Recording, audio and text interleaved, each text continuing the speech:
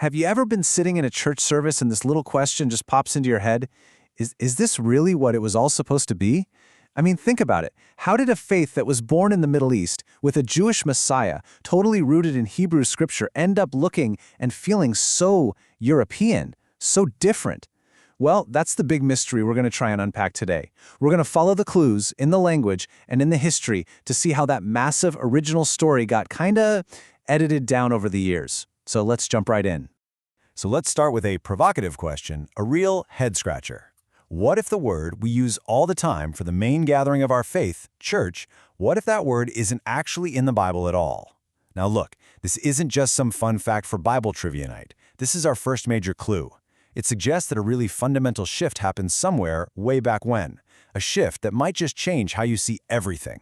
You see, at the heart of this whole thing is a story that got smaller. It's kind of like trying to watch some widescreen epic movie on an old flip phone. Sure, you might get the basic plot, but you lose the entire universe, all the richness and the scale. That's the contrast you see here.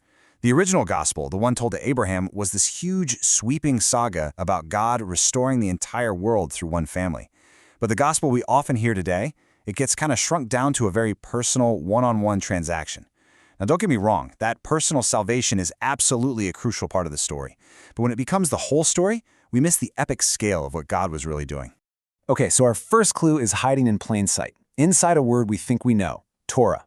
For a lot of us, that word Torah just lands with a thud, right? We hear law, and we think of this big, heavy book of rules designed to trip us up, but that's just a bad translation. The word actually means instruction. A much better way to think about it, imagine a loving dad teaching his kid how to drive. The rules he gives, stay in your lane, check your mirrors, they aren't there to crush their freedom. They're there to show them how to operate this powerful thing called life so they can actually thrive. That's Torah. It's God's loving instruction for how to live well with Him. All right, next up, the personal name of God Himself, YHWH. And this is huge. This isn't a title like CEO or general. It's a personal name, and it's a promise. I will be who I will be. It's dynamic. It's the sound of a God who is on the move, who is actively present and defining Himself by how He shows up for His people. You know, it's the difference between knowing about some distant president and being on a first-name basis with the guy who's right there in the trenches with you. Now this one is fascinating because it kind of reframes a word many of us know. We were taught that Abba means daddy, which gives you this picture of a little kid, right?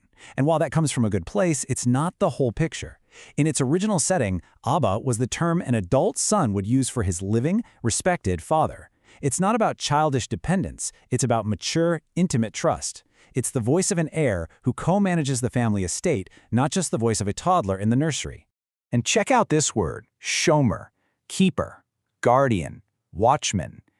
This isn't your sleepy night shift security guard, okay? This is the watchman on the wall in the middle of a storm whose eyes are locked on you because his life is bound up with yours. When the Psalms say God is the shomer of Israel, the one who never sleeps, that's what it means.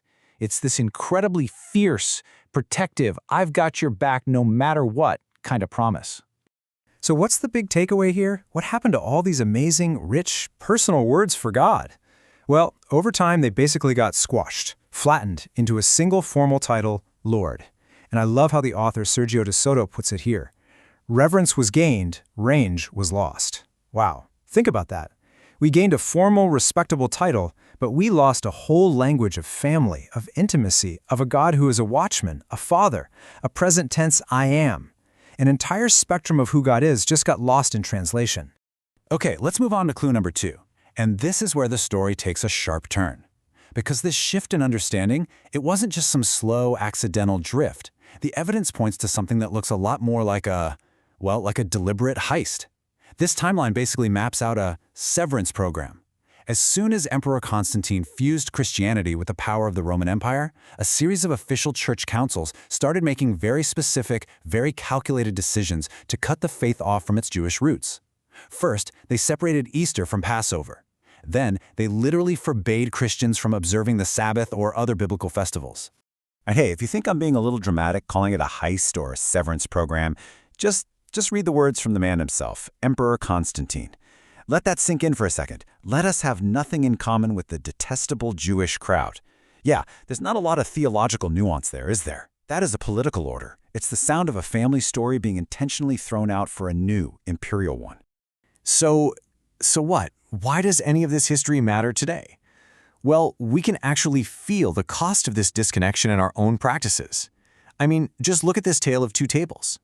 Jesus didn't just invent some new religious snack time. He was hosting a Passover Seder. It's an hours-long, full-sensory meal that retells the entire story of God setting his people free. It's an epic you can taste. Now compare that to what we often do today.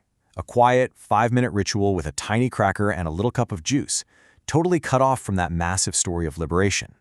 We kept the symbols, but we kind of lost the world they belonged to, and that's a huge loss. And you can see the cost in how we read our Bibles too. I mean, let's be honest. Leviticus, right? It was originally the architectural blueprint for the entire story. It was the book that answered the most important question of all. How can a perfect, holy God actually live together with imperfect, messy people? It's central. But today, it's famous for being the place where Bible in a Year reading plans go to die. We've turned the master blueprint of the house into the boring terms and conditions that we all just scroll past to click I agree. Okay, so after hearing all of that, it's easy to feel kind of bummed out. I get it. But here's the really good news. This isn't just about what was lost. It's an invitation to rediscover something incredible. It's not about pointing fingers. It's about the joy of finding a bigger story. And you can start right now. First, start reading the Bible like it's one single, seamless story. Second, when you're in the New Testament, try to see it through its original Hebraic lens. And third, just be brave enough to ask the question, what might have gotten lost over the years? This is a journey that any of us can start on today. And that brings us to the end. But we're not going to finish with a neat little answer. We're going to finish with a much better question. The question this whole thing has been leading to. If Yeshua, the first-century, Torah-following Jewish Messiah, if he walked into one of our modern services, what would he recognize? What parts would feel like home to him? And what parts might he gently say, hey, let me tell you the story behind that? It's not a test. There's no right or wrong answer. It's just an invitation. An invitation to keep digging, to keep asking, and to find a faith that's even richer, deeper, and more beautiful than we ever imagined.